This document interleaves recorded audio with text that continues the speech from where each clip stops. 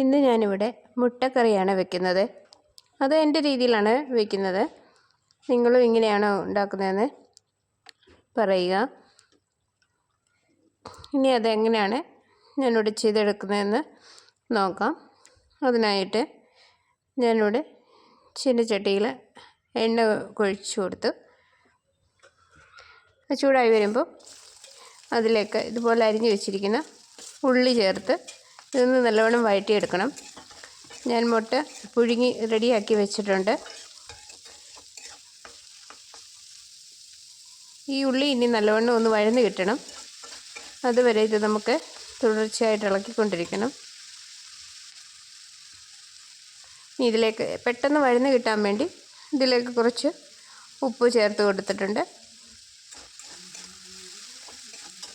നിങ്ങളും ഇങ്ങനെയാണ് മുട്ടക്കറി ഉണ്ടാക്കുന്നതെന്ന് അഭിപ്രായം അറിയിക്കുക. ഇനി ഇതൊന്ന് നല്ലവണ്ണം വഴന്ന് വരുമ്പം ബാക്കി നമുക്ക് ചേർത്ത് കൊടുക്കണം. അധികം മൂത്ത് പോകാൻ പാടില്ല. ഈ ഒരു രീതിയിൽ നമുക്കിവിടെ വഴറ്റിയെടുക്കാം.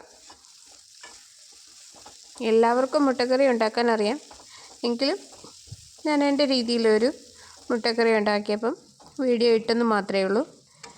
ഇതിൽ നിന്ന് ഞാൻ പകുതി കോരി എടുത്തിട്ടുണ്ട്. ബാക്കിയിലേക്കാണ് ചേരുവകൾ ചേർക്കേണ്ടത്. ഞാൻ ആദ്യം വെളുത്തുള്ളി ചേർത്ത് കൊടുത്തു. അതിനുശേഷം 2 പച്ചമുളക്, ഇഞ്ചി, പിന്നെ ആവശ്യത്തിന് തക്കാളി ചേർത്ത് ഇതെല്ലാം കൂടി ഇനി ഒന്ന് നല്ലവണ്ണം വഴറ്റിയെടുക്കണം. തക്കാളി ഞാൻ അരമുറി മാത്രമേ ചേർത്തിട്ടുള്ളൂ. മുട്ടക്കറിക്ക് അധികം പുളിയാവാതിരിക്കാൻ വേണ്ടിയാണ് അങ്ങനെ ചെയ്തത്. ഞാൻ അല്പം മല്ലിയില കൂടെ ചേർത്തിട്ടുണ്ട്. മല്ലിയില ഇതിനകത്ത് ചേർക്കണമെന്നില്ല, അരയ്ക്കുമ്പോൾ ചേർത്തരച്ചാലും മതി. ഇതെല്ലാം ഇതുപോലെ ഒന്ന് വഴന്ന് വരുമ്പോൾ ഇത് നമുക്ക് കോരിയെടുക്കണം. കോരിയെടുത്തതിന് ശേഷം നല്ലവണ്ണം അരച്ചെടുക്കണം. ഇതിൻ്റെ കൂടെ ഈ അരച്ചെടുക്കുന്നതിൻ്റെ കൂട്ടത്തിൽ കശുവണ്ടി ഉണ്ടെങ്കിൽ അതും ചേർത്തരയ്ക്കാൻ നല്ല കൊഴുപ്പ് കിട്ടും. ഇനി ഞാൻ പാൻ അടുപ്പിൽ വെച്ച് അതിലേക്ക് എണ്ണ ഒഴിച്ച് കൊടുത്തു. അതിന് ശേഷം കടുകിട്ട് പൊട്ടിച്ചതിന് ശേഷം അല്പം കറിവേപ്പില ചേർത്ത് കൊടുത്തിട്ടുണ്ട്.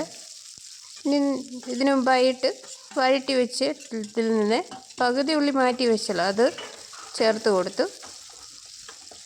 പകുതി അരയ്ക്കാനെടുത്ത് പകുതി മാറ്റി വെച്ചിരുന്നു, അതാണ് ഇവിടെ ചേർത്ത് കൊടുത്തത്. ഇത് ഉള്ളി വഴുന്നതായതുകൊണ്ട് ഇനി പെട്ടെന്ന് തന്നെ ബാക്കി ചേരുവകൾ കൂടി ചേർത്ത് കൊടുക്കാം.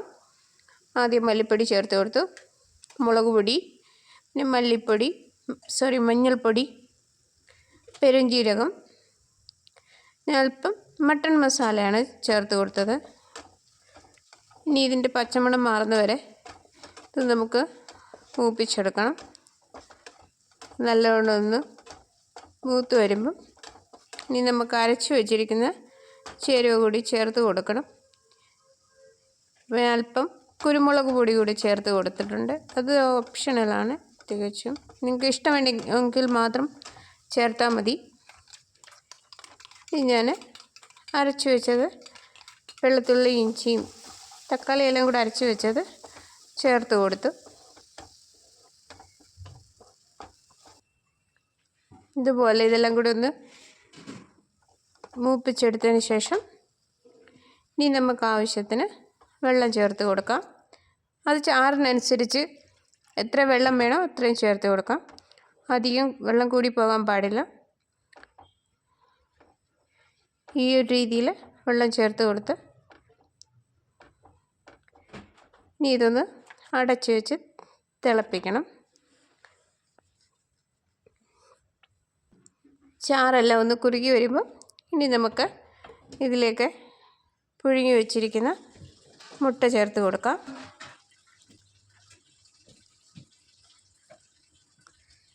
ഇതുപോലെ മുട്ടയെല്ലാം ചേർത്ത് കൊടുത്ത് ഇനി ഇത് എല്ലാം കൂടി ഒന്ന് നല്ലവണ്ണം ഇളക്കിയതിന് ശേഷം ഈ മുട്ടയിൽ മസാലയെല്ലാം പിടിച്ചു വരുന്നവരെ നമുക്കൊന്ന് വേവിച്ചെടുക്കണം.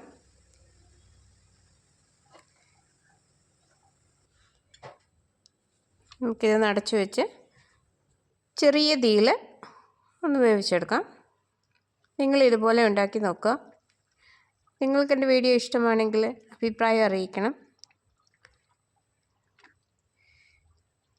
പിന്നെ ഞാൻ പ്രൊഫഷണലായിട്ടൊന്നല്ല ചെയ്യുന്നത്. എന്തെങ്കിലും തെറ്റുകളുണ്ടെങ്കിൽ അതും അറിയിക്കുക. നിങ്ങളും ഇങ്ങനെയാണ് മുട്ടക്കറി ഉണ്ടാക്കുന്നതെന്ന് അഭിപ്രായം അറിയിക്കുക.